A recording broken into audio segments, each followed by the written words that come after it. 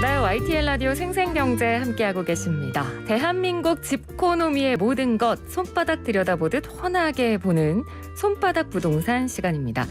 자, 오늘도 도시화경제 송승현 대표 화상 연결로 만나도록 하겠습니다. 대표님 안녕하세요.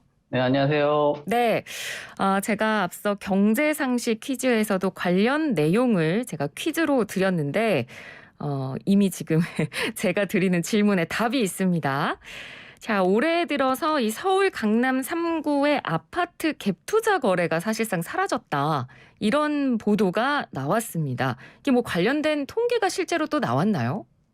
네, 통계 나왔고요. 통계 봤는데, 정말 뭐 급감, 아까 말씀하신 것처럼 사실상 사라진 거에 가까운 그런 느낌을 받았어요, 저도. 그러니까 강남 3구에 대한 갭 투자 비율, 우리 아까 말씀하신 그 전세를 활용한 투자가 되는 거잖아요. 네. 그러니까 올해 그 강남 3구의 전체 그 거래 건수가 75건 정도가 되는데, 갭 투자 전세를 활용한 그 방식은 한 2.7%, 그러니까 2건밖에 되지 않았어요. 그러니까 음, 사실상 거래가 거의 없었다라고 보시면 될 것 같습니다. 네. 이 뭐 여러 가지 배경들이 있을 것 같아요. 강남에는 이 우선적으로 보면은 토지거래 허가구역이라는 게 있거든요. 네. 그러니까 1979년도에 처음 도입된 그 제도가 되는데요. 이 토지에 대해서 뭐 투기적인 거래가 성행을 하거나 뭐 성행할 우려가 있는 지역 또는 뭐 집가가 급격하게 상승할 수 있는 지역에 투기를 방지하기 위해서 설정을 하는 지역입니다. 네. 그래서 이 지역의 뭐 토지의 용도별로 일정한 규모를 활용하게 되면은 지자체장의 허가가 필요한 거예요.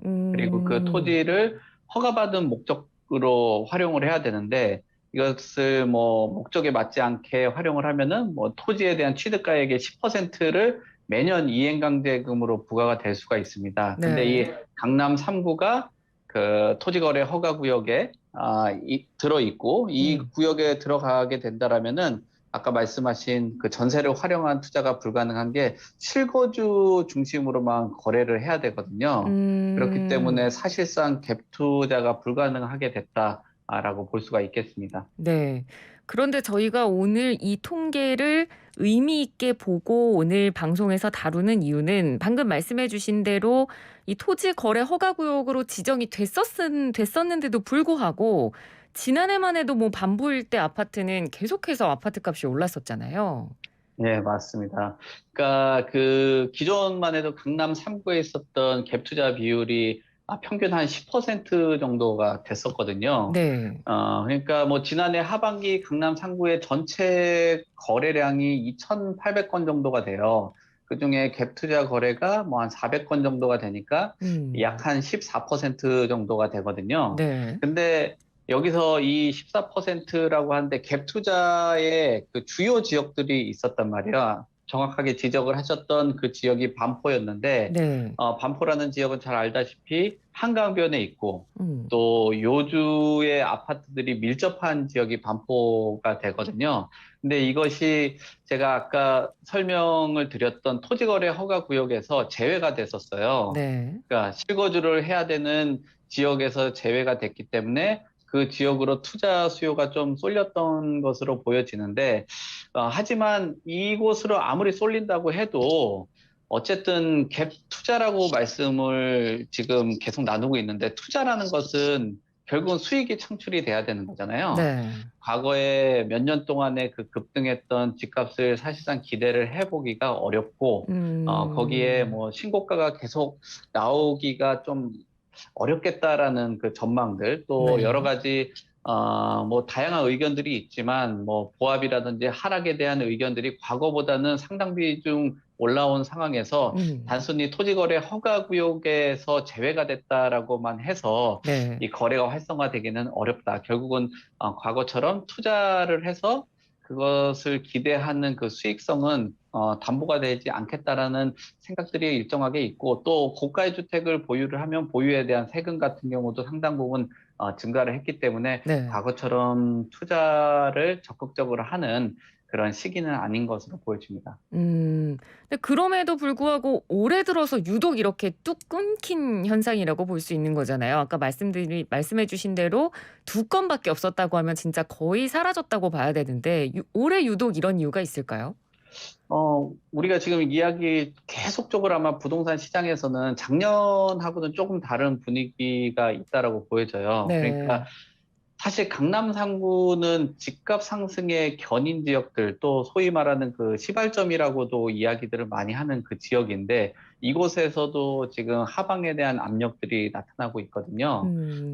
그런 앞으로의 이런 뭐 장세라든지 뭐 그 상승분에 대한 것을 기대하는 그 동력들이 많이 상실을 했다라고 보여지는 게, 부동산원에서도 최근에 자료를 내놨습니다. 그러니까 강남 상구가 집값에 견인을 하는 역할들이 나타났었는데, 뭐 변동률에 대해서 일정하게 보합이 나타나고, 또 특정 지역에서는 하락하는 거래들도 나타나고 있기 때문에, 네. 갭 투자 역시 끊긴 이유들, 단순히 그 전세를 활용한 투자가 지금은 조금 바탕이 되는 게 집값 상승을 기대를 해봐야 되는데, 여러 가지 가격 변동률이라든지 뭐 기대 전망이라든지, 특히나 강남에서도 뭐랄까 그 소위 말하는 그 재건축 활성화를 기대를 하면서 투자를 하셨던 부분들이 있었는데, 그런 부분에 대해서도 사실상 뭐 제도에 대해서 아무리 대선 후보들이 적극적으로 반영을 한다라고 해도 현실적인 부분들이 그 현재 시장에 맞춰가지고 기본적으로 사업성이 바탕이 되는 거거든요. 그런 네. 것들이 좀 많이 꺾인 상황이기 때문에 투자 심리가 작년하고는 완전히 바뀐, 음. 판도가 좀 바뀐 그런 흐름이라고 보실 수가 있겠습니다. 네. 그러니까 지금 분위기는 그렇고 사실 이제 가장 큰 변수인 대선도 코앞에 있는 상황이라 지금 당장 확정 짓기는 어렵습니다. 확신하기 어렵지만 일단 지금 상황만 놓고 보면 일단 그러면 강남 3구도 이제 집값이 조금 떨어지기 시작했다라는 분위기로 예측을 해도 될까요? 큰 틀에서 보면은 가능성은 충분히 있다라고 보여져요. 그러니까 네. 서울의 아파트 매매 가격이 1년 8개월 만에 하락 전환을 했거든요. 음. 그리고 강남 지역들 뭐 일부 단지에서는 물론 층이나 동이나 이런 거에 따라서는 워낙 다르게 가격들이 형성이 되다 보니까 전체적인 것을 대표하기는 좀 어렵다라고는 보여져도, 그래도 기존에 있었던 매매가 대비해서 뭐 한 1억 이상 하락한 거래들도 있고요. 네. 또 사실상 아무리 강남이라고 해도 집값에 대한 급등에 대해서 뭐 7, 8년 가까이, 최근 또 한 2, 3년 정도는 급등장이 있었기 때문에 그런 피로감들도 누적이 됐고요. 또 대출에 대한 규제나 또 추가 금리 인상이 맞물리다 보니까 매수 심리가 급격하게 위축이 됐어요. 음. 사실상 그래도 뭐 강남은 15억 이상 주택이기 때문에 대출에 대해서도 좀 자유롭다라고 평가는 받아왔지만, 네. 아무리 강남이라고 해도 서울 아파트 전체 매매가들을 대변하기는 어렵고, 또 그곳에서 일정하게 가격을 상승을 시켜줘야지 그 사람들도 뭐 주거 이전을 한다든지 주거 상향들을 하는데, 그런 것들이 어려워졌다라고 보시면 될 것 같고요. 또 네. 서울의 아파트 매매 수급 지수 같은 경우도 지난해 11월 둘째 주 이후로는 기준이 되는 100이 있는데 100 밑으로 떨어지고 있습니다. 거기에다가 음. 10주 연속으로 매도자보다는 매수자 우위로 이어지고 있고, 또 강남 3구가 속해 있는 것이 동남권인데 동남권도 100 미친 89.2% 이까지 하락이 됐습니다. 그러니까 결국은 그 강남이라고 해도 지금은 매수자 우위 시장이라고 볼 수가 있고, 이런 네. 신고가가 나오든지 아니면은 뭐 시세 대비해서 뭐 몇 억이 빠졌다 이런 것들이 대표성을 지니기는 어렵겠지만, 서울시 전체로 봤을 때는 뭐 하락 국면에 들어왔고, 강남도 견고하게 버텨왔지만 이런 대세적인 하락 안에서 조금씩 그 대세 속으로 그 흡수가 되고 있는 그런 현상들이 나타나고 있습니다. 네, 알겠습니다. 자, 이렇게 뭐 강남뿐만 아니라 부동산 시장이 전반적으로 하락으로 가는 분위기인 가운데 뭐 부동산에 아무리 변동이 있어도 사실 우리나라만의 부동산 특징이랄까요? 뭐 맹모 삼천지교라고 표현을 써도 될 만큼 우리나라에서 학군이 참 부동산에 영향을 많이 끼치는 요인 중에 하나인 것 같아요. 그런데 이 소위 명문 학군이라고 불리는 이런 동네들도 이런 부동산 하락장에서 고전을 면치 못하고 있다는 이야기가 들리거든요. 어떤 내용인가요? 맞습니다. 맹모 삼천지교 말씀하셨는데 그 마음을 이해를 못하면은 부동산 가격을 이해를 못한다라는 그런 얘기들을 심심치 않게 하는데요. 네. 아파트의 몸값을 높이는 게 학군 수요고 또 교육에 대한 특수성이 국내 뭐 여러 나라에도 있지만 우리나라에도 특수성은 반영이 된다라고 보여집니다. 네. 특히나 뭐 이런 그 특수성이 있는 지역 같은 경우는 기존의 정부의 그 자사고가 또 이제 일반고로 전환되는 정책이 음. 맞물렸잖아요. 그래서 네네. 특정 지역의 아파트 값이 눈에 띄게 올랐거든요. 근데 음. 뭐 주변에 학원가라든지 뭐 분위기나 교육 여건들이 잘 갖춰져 있는 명문 학군 쪽으로 쏠림 현상들이 나타났었던 건 사실이긴 한데요. 네. 그런 부분들이 이런 쏠림 현상들은 항상 급등을 가져왔기 때문에 아무리 학군이고 뭐 강남 지역이고 우리가 논하고 있지만 전체적인 시장 또 거시 환경 또 국내뿐만 아니라 국외에서도 여러 가지 뭐 자산 축소 같은 것들이 나타나고 있기 때문에 음. 이런 뭐 학군이라는 수요는 충분히 있긴 하지만 미시적인 거에 불과하고 큰 그림 안에서는 뭐 학군의 수요가 있는 거는 확실하긴 하지만 그것이 모든 그 변수들을 넘을 수 있는 그런 뭐 인과관계가 형성되기는 조금 어렵겠다라고 생각이 아. 듭니다. 실제로 그러면 요즘 거래되는 가격에서도 좀 그런 현상이 나타나고 있나요? 네, 그렇습니다. 지금 뭐 대구 지역 같은 경우도 학군 수요가 굉장히 있는 지역인데요. 네. 대구 수성구 같은 경우도 마이너스로 전환을 했고요. 음. 뭐 지방권 같은 경우는 대전이나 울산 같은 경우도 마이너스로 전환을 한 그런 상황입니다.